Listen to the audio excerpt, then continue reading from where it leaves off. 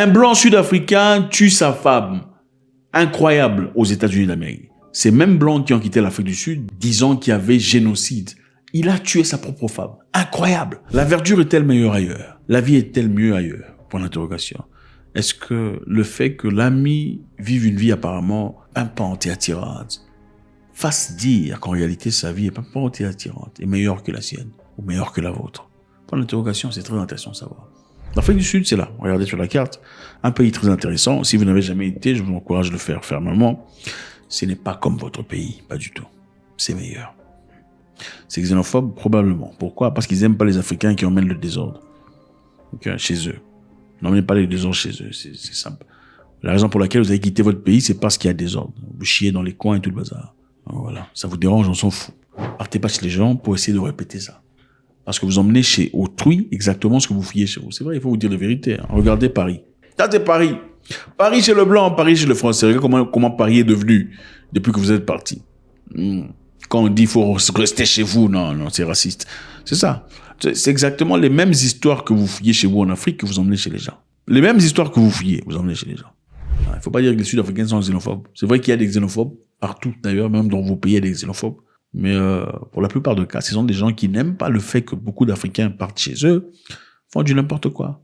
Prennent des boulots à un prix absolument dérisoire, les mêmes boulots que eux font, pour un prix moins adéquat. Ils essaient de demander un paiement adéquat. Les Africains vont là-bas, prennent n'importe quoi. Bon, écoutez, je suis pas chez moi, je veux du boulot, je prenais n'importe quoi. C'est normal qu'on soit pas content avec vous. Nous, on essaie d'avoir une vie meilleure, que le blanc paye mieux. Toi, tu viens chercher un prix dérisoire. Vous êtes africain, vous allez là-bas, vous ouvrez des clubs de nuit, des boîtes de nuit, ils vont jamais être xénophobes à votre égard. Vous avez votre bottle store, 2 ou 3, vous avez des pharmacies, on vous dérange jamais. Vous avez des restaurants, on ne vous dérange absolument jamais. On vient vous acclamer d'ailleurs et vous soutenir. C'est quand vous venez chercher aussi à vous chercher tout en essayant de piétiner un peu le système, c'est là qu'on n'aime pas. Je pense qu'il faut équilibrer. Alors, en Afrique du Sud, beaucoup de Blancs ont quitté récemment, suite à leurs accusations selon lesquelles il y avait génocide contre les fermiers blancs.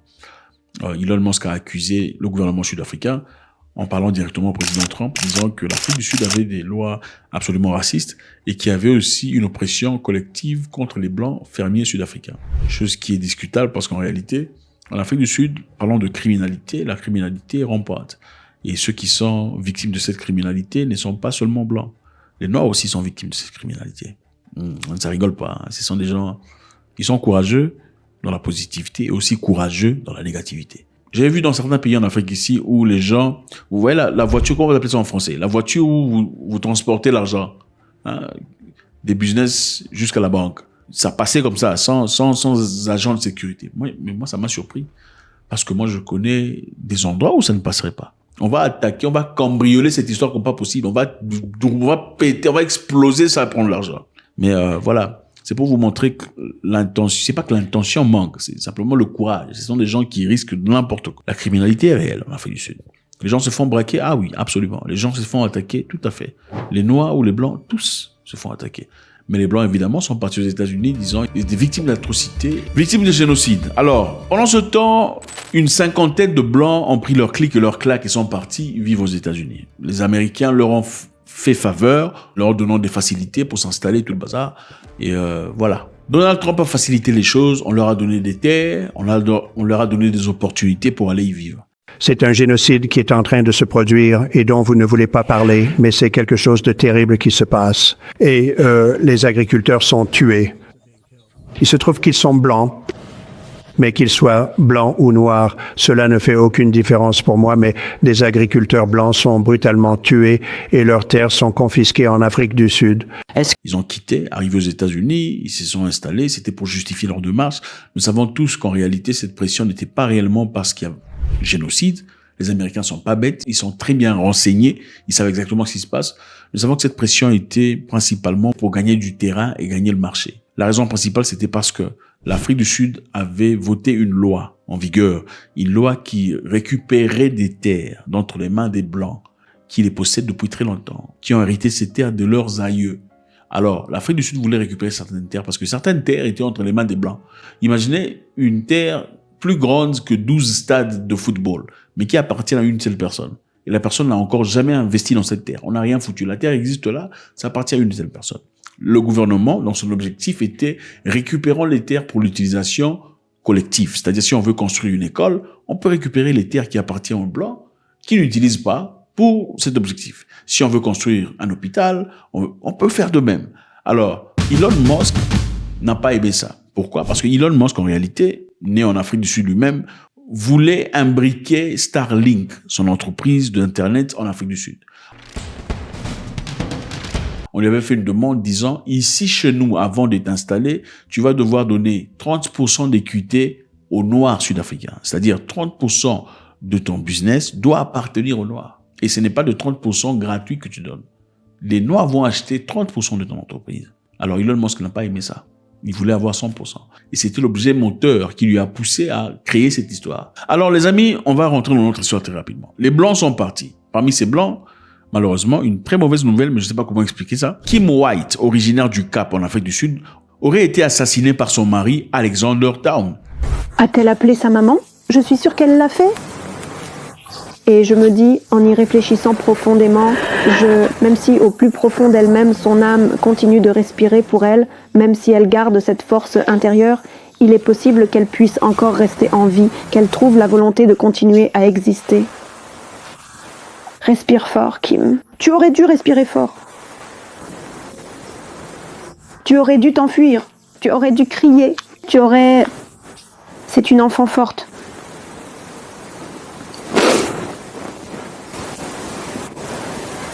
Mais je dois accepter. Je n'y arrive pas. C'est-à-dire, l'homme a tué sa femme. Pourquoi? Parce que sa femme a dit, écoute, moi je suis venu ici, les États-Unis, ce n'est pas aussi profond que je le croyais, je pensais pas tout ça, je crois que c'était vraiment tout ça, enfin je ne me retrouve pas. À peine une semaine ou 2 semaines arrivées, moi j'ai envie de rentrer. Son mari a dit non, tu ne vas pas rentrer.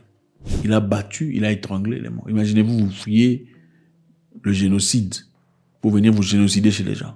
C'est malade. Et le monsieur va faire la prison. Alexander Town aurait reconnu agresser sa femme. Kim White a été retrouvée morte sur le lieu, souffrant d'un traumatisme au haut du corps. Alexander a été inculpé de meurtre de 2e degré et détenu sans possibilité de libération, sous caution pendant la durée de l'enquête. Quelle folie. Vous quittez un pays parce que vous dites qu'on vous tue là-bas pour aller tuer votre femme. Waouh. C'est malade. C'est malade, ça. C'est malade parce que vous n'entendez pas parler de ça. On n'en parlera pas, évidemment. C'est pas la première fois que ça arrive. Parce que dans le passé, un autre Sud-Africain blanc, au nom de Brian Steven Smith, avait été condamné en 2024 pour meurtre de 2 femmes en Alaska, aux États-Unis. Originaire de Queenstown, dans la province de Eastern Cape, Smith a été condamné à 226 ans de prison après avoir été reconnu coupable du meurtre de Kathleen Henry et Veronica Abuchuk entre 2018 et 2019. Cette affaire, évidemment, a attiré beaucoup d'attention. Il y a des documentaires par rapport à ça, il faut suivre. En fait, c'est un blanc qui a quitté l'Afrique, disant qu'il y a génocide, qui sont victimes de racisme des Noirs, mais qui finalement, quand il va aux États-Unis d'Amérique, lui-même devient le tueur dont il prétendait fuir en Afrique. Et puis, dans son cas, c'est quoi? Comment on l'a attrapé? On l'a attrapé parce qu'il avait l'habitude de filmer ses œuvres. L'affaire a attiré l'attention en raison du comportement inquiétant de M. Smith, qui a notamment filmé le meurtre d'une victime et s'est vanté de son désir de devenir un tueur en série. Le monsieur a filmé pendant qu'il tuait la femme. Donc, il y avait le sang qui coulait de la bouche de la femme, lui posait des questions en lui touchant les... C'était malade. Okay, we did the number shot. You live. You die. You live. You die.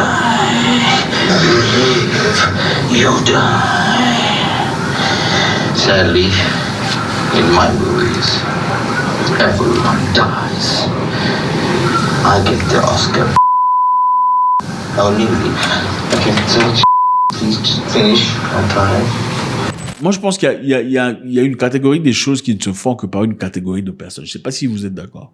Alors, qu'est-ce qui s'était passé? Comment est-ce qu'on a découvert ça? Il y avait une femme noire avait volé le téléphone du monsieur Smith, de sa voiture. En volant le téléphone, il est parti chez lui à la maison, ouvrant le téléphone, il a vu des trucs complètement atroces. Il a dit, ah non, c'est moi qui ai volé, mais je vais à la police moi-même pour dire que j'ai volé. Mais que la police regarde un peu ce qui s'est passé là-bas. Elle a été, évidemment, on l'a permis de partir. C'est elle qui a révélé. Et j'avais genre passé 2 semaines d'affilée à boire et à me défoncer. D'accord. Alors, et puis j'ai allumé et j'étais genre sobre en moins de 5 minutes. Ça montrait qu'elle était allongée par terre sur le tapis. Et elle était genre complètement amochée. Je veux dire, son visage était même méconnaissable. Et il la frappait en lui disant qu'elle ne sortirait pas vivante de l'hôtel, qu'il était en train de la tuer. Je sais pas, c'est quoi cette... Déjà, tuer, c'est mauvais, mais l'obsession de filmer pendant qu'on tue, ça me dépasse. Et cette obsession que vous avez aussi de vous filmer pendant vos ébats, c'est malade. Ça finira par sortir, c'est ça. Bref. Ce qui est intéressant ici, c'est ça. Monsieur Smith, malgré la gravité de ses crimes, son épouse Stephanie Bisland a exprimé son intention de le soutenir, affirmant que le divorce n'était pas envisageable puisqu'elle avait prononcé ses vœux. Donc le monsieur fera 226 ans en prison. Elle va rester elle-même jusqu'à la fin de sa vie. Vous voyez l'amour.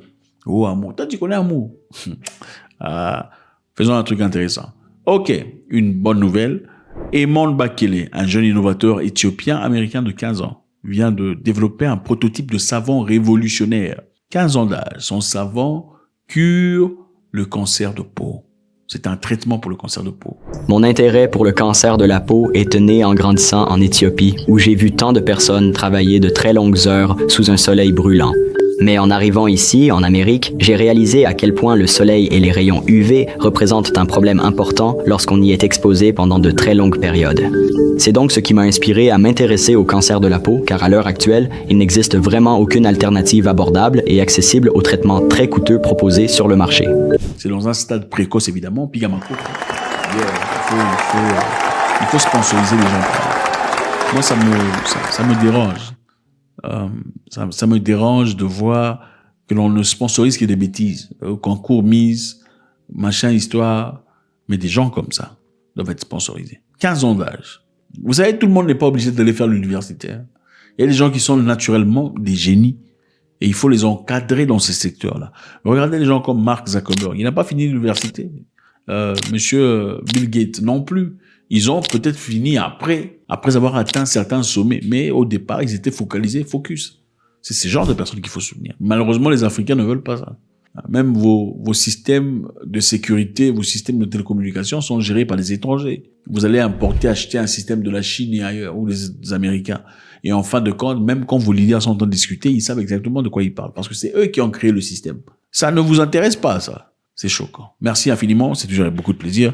Quelle tournure des choses. Quitter l'Afrique du Sud au nom de la xénophobie et le racisme contre blanc, le génocide, pour finalement aller génocider sa femme. God bless.